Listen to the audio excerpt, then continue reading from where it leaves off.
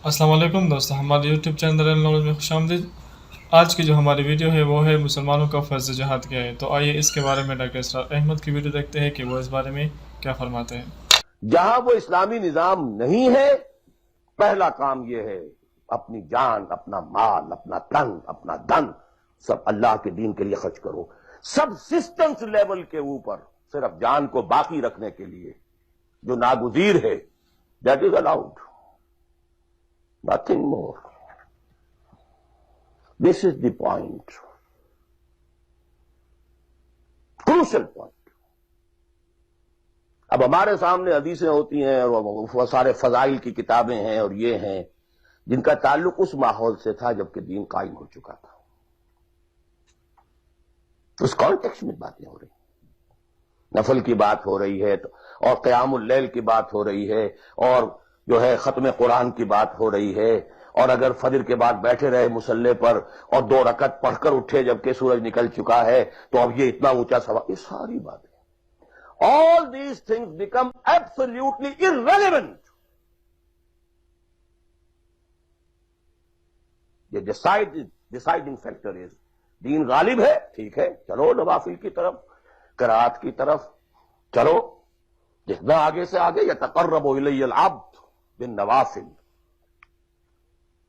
वरना तक़र्रुब बिल फराइज पहले फर्ज करने होंगे और फर्जों में पहला फर्ज जिहाद है। Now please note this word. जिहाद असल में उस जिद्दोजहद का जामे उन्वान है, your struggle against that system. लिहाजा इन्नमल मोमिनून अल्लज़ीना आमनू बिल्लाहि व रसूलिही सुम्मा लम यर्ताबू व जाहदू बिअमवालिहिम व अनफुसिहिम फी सबीलिल्लाह। Integral part of the definition of ए मोमिन। अगर जिंदगी इससे खाली है या इतनी है, बस जितनी हो जाए नफल के दर्जे में, असल वक्त असल धारा बह रहा है दुनिया की तरफ, दुनिया के हुसूल के लिए, जितना फैल सकें, जितना फल सकें, जितना फूल सकें, जितनी जड़ें गहरी जमा सकें, जितना कुछ औलाद के लिए छोड़कर बढ़ सकें, जितना औलाद को ज्यादा से ज्यादा दुनिया की सहूलतें देने हासिल करने के काबिल बनाकर जा सकें, सारी तो तवानाइयां और सारी कुव्वतें और सारी सलाहियतें और सारे औकात तो कपे हुए इसमें। अच्छा, आपको थोड़ा सा दीन का काम भी, आखिर धोखा तो अपने आप को देना ही है ना।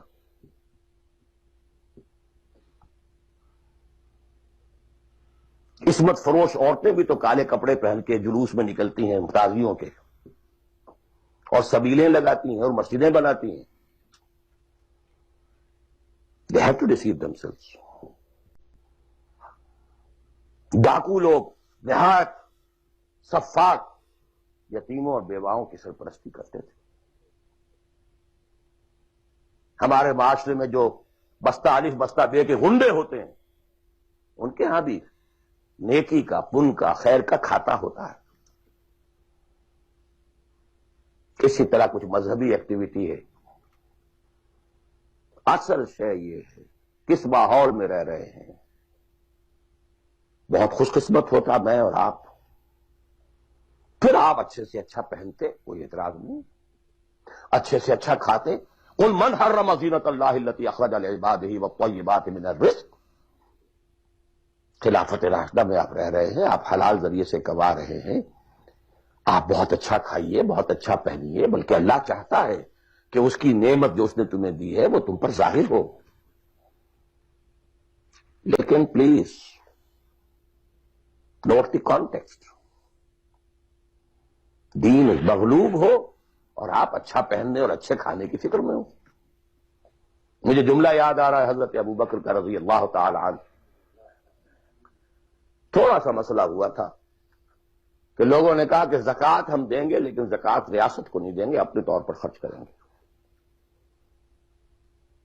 हजरत अबू बकर ने फैसला किया उनके खिलाफ जंग का। हजरत उमर जैसी शख्सियत भी मशवरा दे रही है कि देखें नहीं, 2 फ्रंट पहले हमने खोले हुए हैं। जैसे उसामा को भी आपने रोका नहीं कि जाए, हुजूर ने तैयार किया था। फिर जो मुर्तदी हो गए, किसी और को नबी मान लिया, उनके खिलाफ तो जंग करनी ही करनी है। लेकिन ये तो सिर्फ नमाज भी पढ़ रहे हैं اور یہ زکوٰۃ کا بھی انکار نہیں کر رہے، صرف ہمیں نہیں دے رہے ہیں، تو ان کے ساتھ ذرا مصلحت کا تقاضا یہ ہے کہ کچھ نرمی کی جائے۔ ان کے بڑے پیارے الفاظ تھے، ایبدل الدین وانا حی، کیا دین میں تغیر کیا جائے گا جبکہ ابھی میں زندہ ہوں؟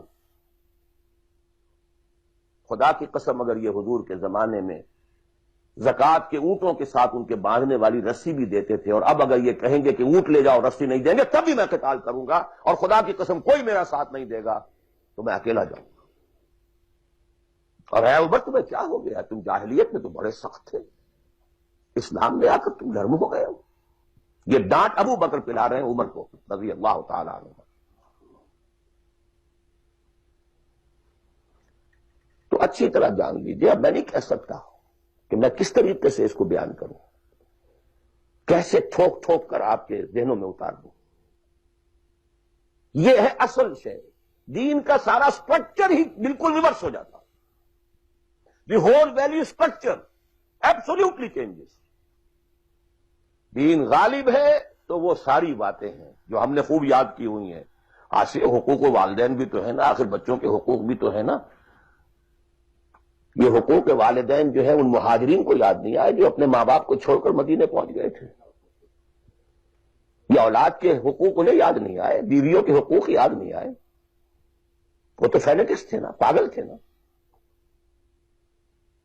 مدینے کے منافقین نے انہیں سفہا کہا تھا، بے وقوف لوگ ہیں یہ۔ انؤمن کما آمن السفہاء، these fools, these fanatics۔ یہ ساری حدیثیں آپ کو یاد ہیں۔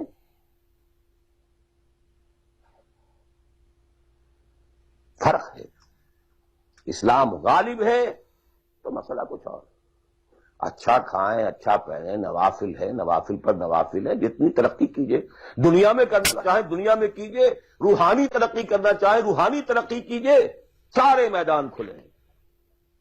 علم میں، پروفیشن میں، کسی خاص فن میں ترقی کرنا چاہے کیجئے۔ دین غالب نہیں ہے، اور آپ خود 50%، 60%، 70%، 90% کافر ہیں، اس لیے کہ اس ماحول کا جز ہیں جس میں کفر کا نظام ہے۔ تو پہلا کام تو اپنے آپ کو اس کفر سے نجات دلانا ہوگا، پھر نماز بھی اسی کے لیے ہے۔ وَاسْتَعِینُوا بِالصَّبْرِ وَالصَّلَاةِ، مدد حاصل کرو نماز سے۔ کس کام کے لیے مدد حاصل کرو؟ The mission to make the دین آف اللہ سپریم، ان اقیموا الدین۔ نماز اس کے لیے سب سروینٹ ہے، اس کے لیے مدد ہے۔ روزہ اسی کے لیے جنگ کرنے کی صلاحیت پیدا کرنے کے لیے ہے۔ اس لیے 23ویں رکوع میں سورہ بقرہ کے روزے اور رمضان کے احکام ہے، 24ویں رکوع میں قتال شروع ہو گیا، قاتلوا فی سبیل اللہ الذین یقاتلونکم۔ اور عرب جو ہیں وہ روزہ رکھواتے ہی صرف گھوڑوں کو تھے، خود تو رکھتے ہی نہیں تھے، کیونکہ گھوڑے کو استعمال کرتے تھے لوٹ مار میں، غارت گری میں، جنگوں میں۔ اور گھوڑا ہے نازک مزاج جانور، پیاس برداشت نہیں کر سکتا، بھوک برداشت نہیں کر سکتا، اونٹ تو کر جاتا، چاہیے تھا انہیں گھوڑا، لہذا گھوڑے کو عادی بناتے تھے دھوپ کا، پیاس کا، بھوک کا، تاکہ ایسا نہ ہو کہ اہل مارکے کا وقت اور گھوڑے صاحب جواب دیے بیٹھے ہوں تو سوار کیا کرے گا؟ تو ساما یسومو عربی زبان میں گھوڑے کے لیے تھا، انسانوں کے لیے تھا ہی نہیں۔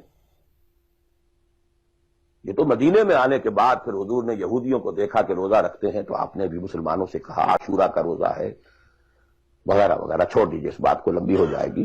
یہ ساری چیزیں اصل میں ہیں اس مقصد کے لیے۔ اب دیکھیے کہ اب پریکٹیکلی ہم آتے ہیں مسئلے کے اوپر۔ آئی ہوپ میں اس سے زیادہ میں کہہ نہیں سکتا، میرے لیے ممکن نہیں ہے کہ میں اپنے احساسات کو جیسے کہ میرے ہیں آپ تک منتقل کر دوں۔ اور میں جانتا ہوں ایسے لوگوں کو جو 30 برس سے مجھے سن رہے ہیں اور یہ ساری باتیں سن رہے ہیں اور ٹس سے بس نہیں ہوتے۔ زمیں جنبد نہ جنبد گل محمد، ان کا وہی کانسیپٹ ہے، اس لیے کہ یہ کانسیپٹ 1400 برس میں جا کر جو ہے مکمل ہوا، پختہ ہو گیا۔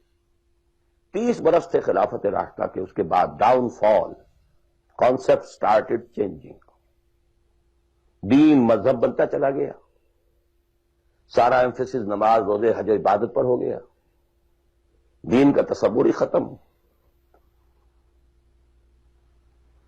اور پھر ہم میں سے جو لوگ غلام رہے وہ تو اتنے خوگر ہو گئے